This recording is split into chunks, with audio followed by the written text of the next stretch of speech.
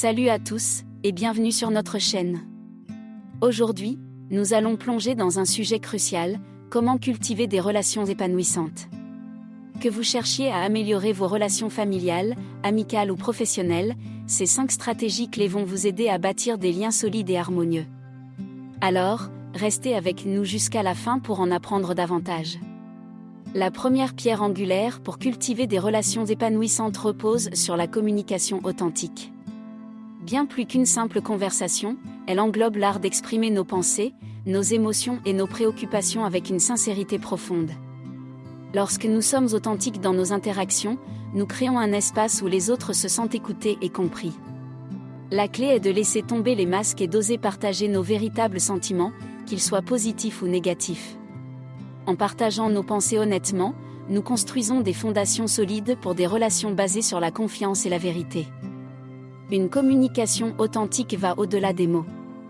Cela signifie également être capable d'écouter activement les autres. Écouter ne se résume pas à attendre son tour pour parler, mais à comprendre véritablement les émotions et les besoins de l'autre personne. Lorsque nous écoutons de manière profonde, nous montrons que nous accordons de l'importance à ce qu'elle dit, ce qui renforce la connexion entre nous. De plus, être ouvert aux discussions difficiles et aux désaccords est essentiel. La communication authentique ne se limite pas aux moments agréables, mais elle nous permet également de résoudre les conflits de manière constructive, en trouvant des solutions qui conviennent à toutes les parties. Cependant, il est important de noter que la communication authentique ne consiste pas à tout dire à n'importe quel moment. Il s'agit de choisir les mots et le moment approprié pour exprimer nos pensées. Une communication brutale peut causer des blessures inutiles. Il est donc crucial de rester respectueux et sensible aux émotions de l'autre. En fin de compte, la communication authentique requiert une volonté constante de se connecter sincèrement avec les autres, en honorant nos propres sentiments et ceux des autres. En résumé, la communication authentique est la fondation sur laquelle repose toute relation épanouissante. Elle nécessite l'expression honnête de nos pensées, l'écoute active et le respect mutuel. En pratiquant cette stratégie, vous ouvrirez la porte à des échanges significatifs, renforçant ainsi les liens avec ceux qui vous entourent. Deuxième stratégie, empathie et compréhension. Cultiver des relations épanouissantes va au-delà de la simple communication verbale. La deuxième stratégie clé, l'empathie et la compréhension, nous rappelle l'importance de se mettre à la place des autres. L'empathie est la capacité de ressentir et de comprendre les émotions et les expériences des autres. Lorsque nous faisons preuve d'empathie, nous montrons que nous nous soucions sincèrement de ce que ressentent nos proches. Cela crée un lien émotionnel puissant et renforce notre capacité à nous connecter au niveau humain le plus profond. Être empathique nécessite une écoute attentive et une attention aux signaux non-verbaux. Parfois, ce n'est pas ce qui est dit, mais ce qui n'est pas dit, qui porte le plus de sens. En prêtant attention aux indices émotionnels, nous pouvons mieux comprendre les pensées et les sentiments de l'autre personne.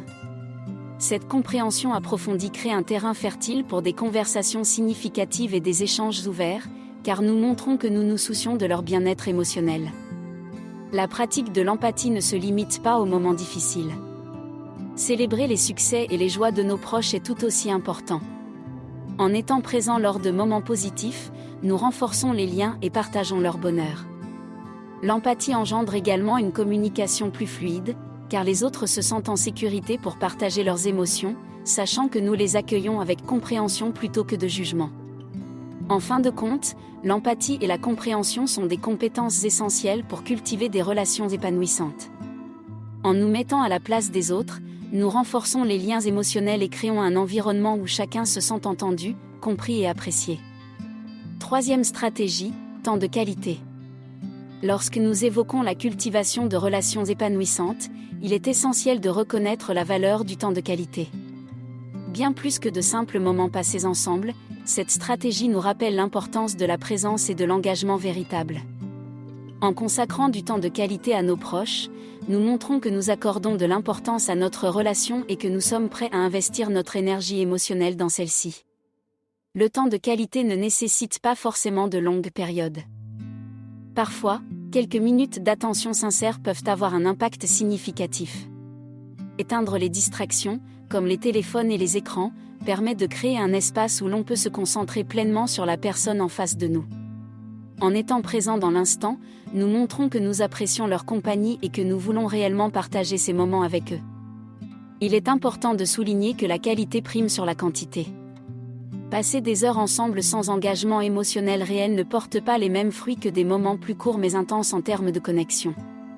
Le temps de qualité implique également de choisir des activités qui sont significatives pour les deux parties. Que ce soit une promenade tranquille, une discussion profonde ou même une soirée cinéma à la maison, l'essentiel est de créer des souvenirs partagés qui renforcent le lien entre vous. En fin de compte, le temps de qualité est un investissement précieux dans la construction de relations épanouissantes. En étant présents de manière authentique et en partageant des moments significatifs, nous créons un espace où l'amour, l'appréciation et la connexion peuvent s'épanouir naturellement. 4e stratégie, respect des limites. Lorsque nous abordons la notion de cultiver des relations épanouissantes, il est impératif de reconnaître l'importance du respect des limites. Chacun d'entre nous possède son propre espace personnel, ses frontières émotionnelles et ses besoins individuels en matière d'intimité. Cette stratégie nous rappelle que pour bâtir des relations saines et respectueuses, il est essentiel de prendre en compte ces limites et de les honorer. Respecter les limites d'une autre personne signifie reconnaître et accepter ses besoins personnels. Que ce soit la nécessité d'avoir du temps seul, de ne pas aborder certains sujets sensibles, ou de fixer des limites dans le cadre d'une relation professionnelle, chaque individu a le droit de définir ce qui est confortable pour lui. En respectant ces limites, nous créons un climat de confiance et de respect mutuel qui est essentiel pour toute relation durable. Il est important de noter que les limites peuvent évoluer au fil du temps. Les personnes traversent des phases différentes dans leur vie et peuvent avoir des besoins changeants. Une communication ouverte et honnête est cruciale pour comprendre ces changements et pour s'assurer que les limites sont toujours respectées.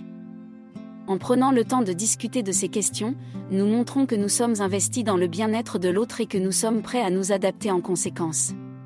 5e stratégie, résolution constructive des conflits. Aborder la 5e stratégie clé, la résolution constructive des conflits, est essentielle pour maintenir des relations épanouissantes. Les conflits sont inévitables dans toute relation humaine, mais c'est la manière dont nous les abordons qui détermine leur impact sur la relation. En développant des compétences pour gérer les désaccords de manière positive, nous renforçons la solidité de nos liens. Une résolution constructive des conflits repose sur une communication ouverte et non accusatoire. Plutôt que de blâmer ou de pointer du doigt, l'objectif est de comprendre les points de vue et les motivations de chacun. Cela peut nécessiter de faire preuve d'empathie, d'écouter activement et de s'efforcer de voir la situation sous différents angles. En abordant les conflits avec une attitude de résolution plutôt que de confrontation, nous créons un espace où les solutions peuvent émerger. Il est important de reconnaître que résoudre les conflits ne signifie pas nécessairement parvenir à un compromis à tout prix. Parfois, il s'agit de trouver une solution qui fonctionne pour les deux parties, mais dans d'autres cas, cela peut simplement signifier arriver à un accord de désaccord respectueux. L'essentiel est d'exprimer ses opinions de manière respectueuse et de chercher des solutions qui tiennent compte des besoins et des préoccupations de chacun.